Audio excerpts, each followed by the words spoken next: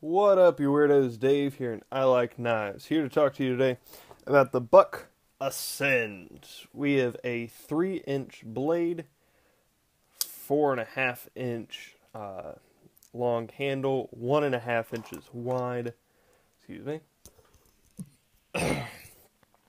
and a little bit less than actually, a quarter of an inch in depth. This, because it's Buck, has a blade of 440 HC, high carbon steel, and handle material I couldn't find information on. I believe they're ceramic. Not entirely sure. I guess. Whatever they are, they do not have any kind of liners. This is a lockback. So because they don't have liners, that's how you end up with the quarter of an inch in depth and a very light weight because it is just the ceramic and whatever steel is in the blade and folding mechanism. There's no extra beyond that. Going straight into it, what is great about this knife is that blade shape. When I first whipped this out, my immediate thought was a stereotypical Arabic daggers. That's what it made me think of, with a very slight recurve, with the upswept point, the spine leading not the spine, spine's up here, but the bottom of the swedge trailing into the tip, making that very, very strong. That was my first thought, and I've always been a fan of that blade style, so this is great for me. I love this. The upswept point means that you have an exaggerated belly right in here, so perfect for getting into stuff or whatever.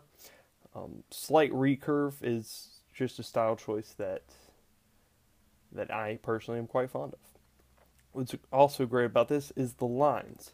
Notice there's no interference between the blade and the handle. And notice there's no interference between the handle and the blade. It's not hard. Buck can do it on their cheapest model. Good job, guys. Also great is the clip. Now, when you don't make a clip fold over on itself, such as right there, it folds over on itself. That is how you typically should do deep carry pocket clips. But when you don't do that, there's still other ways to get around it, such as not putting in a lanyard hole and pushing that clip to the very, very tippity top edge. This is correct. This is how you do that. I love this clip. I wish it were a little longer, but as far as positioning, there's plenty of space there to get the lip of your jeans up in there, the top seam. It's still tight enough to hold on to. It's great. I love this clip. And also the lock, because it is a lockback, that means that it is very, very strong and tough, and there's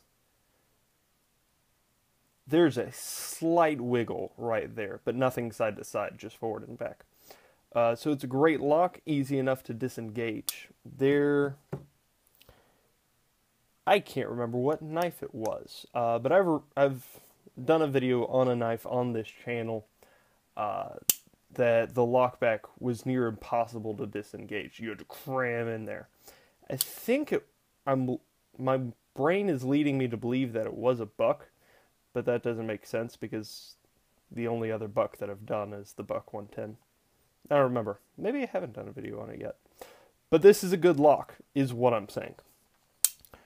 Bouncing straight from that to trash, straight up, this is a cheap knife. It's budget quality steel at 440 HC. Yeah, I know Buck does special heat treating. I don't care. But, so it's low mid quality steel. It's ceramic handles, no stainless liners. This is a cheap knife. I bought it at Walmart. Buck sells it for $75. I got it at Walmart for $30. This is a $20 knife. There's no excuse for this being more than $20. So under trash, I have price, because that's absurd.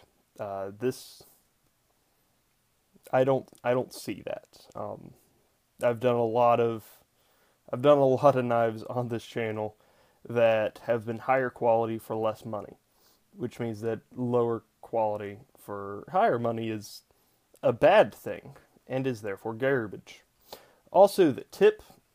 I mentioned earlier how the swedge meets it perfectly, and I do believe that right up in there. So it makes it a very strong tip. However, it is not sharp in the least. There we go. Took a hot while. There you go, for those of you who love slicing tests. What that means is that this is a terrible knife for food prep. I know the way that I cut apples, because that's what I do with most of my knives, is stab the knife in and pull it down. But this tip is actually so blunt, and not sharp, that it actually kind of struggles with that. So I have tried to sharpen this. I may try again. Quite honestly, I don't care about this quite enough to justify that. This is what I would consider a go-to beater knife for something that you want. See, I want to call it a beater, but it's too expensive for that. The Kershaw Shuffle exists for that because that's $15. If this were 20, I would put this in that category. But because it is 30 at its cheapest, I'm assuming Walmart's its cheapest. I don't know. But because it's 30 at its cheapest, that means that this isn't a great beater knife. So I'm not exactly sure where this stands in the world. I don't know who this was built for, because it wasn't built for the budget community, because it's overpriced. Wasn't built for... I don't know. I'm honestly just kind of having that realization that I don't understand this piece. I'm having that right now, concurrently. So yeah.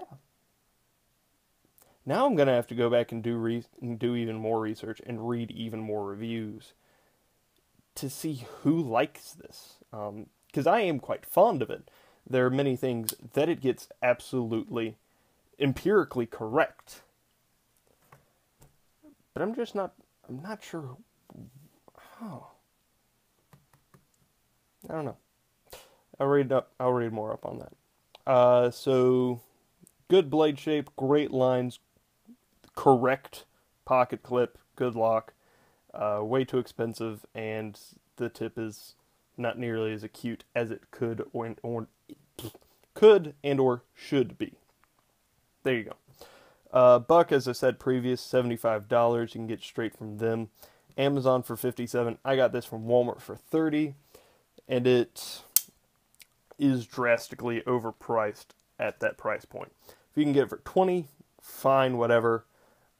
This would be a decent knife to have in the shop if you just need something you can grab quickly to cut boxes, stuff like that. Other than that, I honestly don't know. So out of 10 stars, I give it a... So there you go. If you have questions, comments, or suggestions, let me know down below. And other than that, have a great day.